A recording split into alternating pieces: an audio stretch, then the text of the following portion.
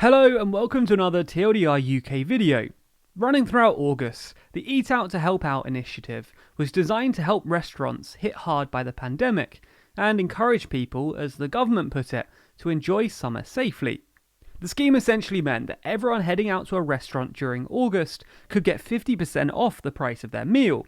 There were some major catches it's worth noting though. The offer only applied Monday to Wednesday.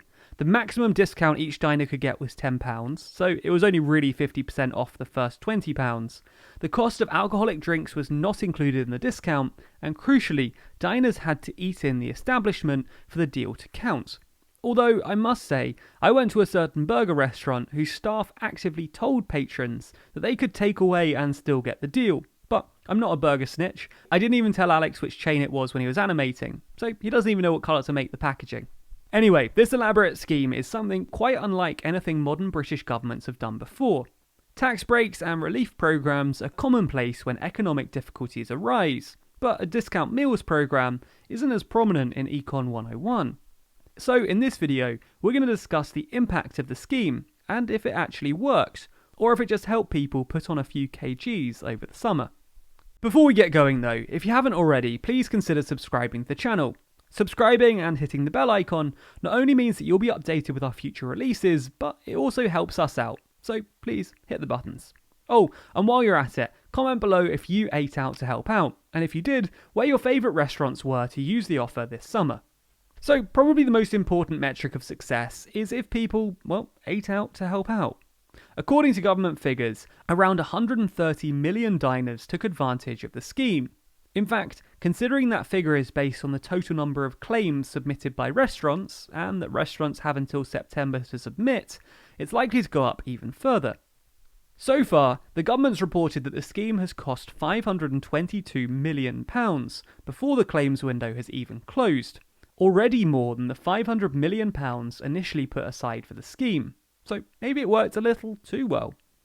Rishi Sunak, the UK's Chancellor and the man who's getting a lot of praise for this scheme, was clearly buoyed by the results, commenting to the BBC that today's figures continue to show Eat Out to Help Out has been a success.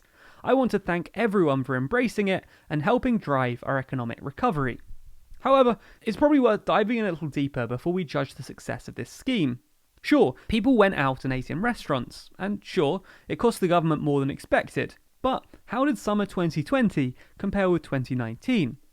Well, according to the restaurant booking site OpenTable, reservations on Monday, Tuesdays and Wednesdays in August were up 53% when compared to 2019. That increase is even more striking when you consider that in July, reservations were down 54% versus 2019. In fact, people were so keen on the deal that on the final day of Eat Out to Help Out, reservations were up 216% compared to the same day in 2019.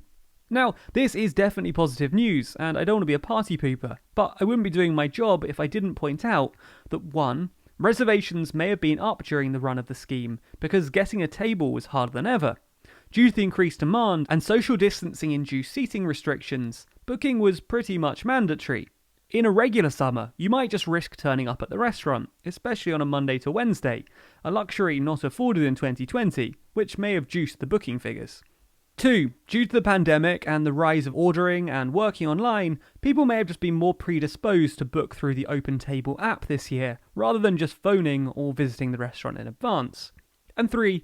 The last day of the scheme, August 31st, was a bank holiday this year, which it wasn't last year, making that final comparison a little unfair. Nitpicking aside, it does seem that the scheme achieved its goals. After all, it helped ailing restaurants with a cash boost. But ultimately, tax credits and loans could have done that too. Eat Out to Help Out actually also achieved two bigger objectives. Firstly, it encouraged people to get out of their home and into restaurants. The government has for weeks now been banging the drum, encouraging people to get out and, enjoy the summer safely. By pushing Eat Out to Help Out, they help to normalise the end of lockdown, not only encouraging people to eat out, but also likely making people feel more comfortable with other things, like returning to shops and to their workplace. Secondly, and maybe more cynically, it's also helped the government out too. In spring, the government, often deservedly, caught a lot of heat for their handling of COVID, so they needed some good news. Eat Out to Help Out was exactly that, boosting spirits and pretty much buying favour with the public. I don't even mean that in a disparaging way. All governments of all parties spend money to get the electorate on their side. It's just rarely as obvious as buying them dinner. Now, government approval has, according to some polling, continued to slip throughout the summer, with one notable exception, Rishi Sunak. Now, maybe he's just a likeable guy, or maybe Wetherspoons' huge posters thanking the Chancellor and crediting him with the scheme, and maybe even your friends #thanksrishi on their Insta stories helped him to build a fan base. So much so that he's even polling better than his party's leader. Also, and I know this is pedantic, but isn't it a bit weird for Spoons to label their drinks offers as Sunak specials, when alcoholic drinks have absolutely nothing to do with the Chancellor or the Eat Out to Help Out scheme? Anyway, I know that's a weird side tangent, but maybe Sunak should hire Spoons as a brand ambassador, because, as always, the pub chains seem to really love the Tories. So that's 3 big wins for the scheme, right? More diners spending more money to help out struggling restaurants, the normalisation of eating, shopping and working outside the home, and a boost to the government's slipping approval rating. Well, it certainly does seem to have worked, but before we wrap up, a handful of criticisms are worth noting for the sake of balance. Firstly, a number of businesses did criticise the scheme and even pulled out after they claimed that the scheme led to more chaos and abuse for their employees. Beyond that, there's no shortage of staff online complaining about the treatment they've received from both employers and customers. Secondly, the scheme's been critiqued for encouraging people to go out and eat, even offering discounts in restaurants that primarily serve junk food. This obviously isn't great at the best of times, but it's even worse when it comes during a pandemic and at the same time that Johnson's pushing for healthy eating, something we discussed in another video. Finally, it's been said many times before that the scheme doesn't actually help those who are most hard hit by COVID. That's because those who have lost their jobs and had their lives destroyed by the disease aren't going to be going out to eat, 50% off or not. Regardless though, the scheme seems to have achieved its aims. So successfully in fact, that in some instances people are sad to see it end. That's why some establishments have decided to extend the scheme, paying for discounts out of the company's pocket. One such restaurant is Pho, whose co-founder commented to the BBC that the scheme has really been amazing. It certainly benefited our early week figures, and seems to have encouraged the British public to dine out safely, as our restaurants are filling up and staying busy throughout the weekend too. Ultimately, the real test of the scheme comes in the next couple of weeks.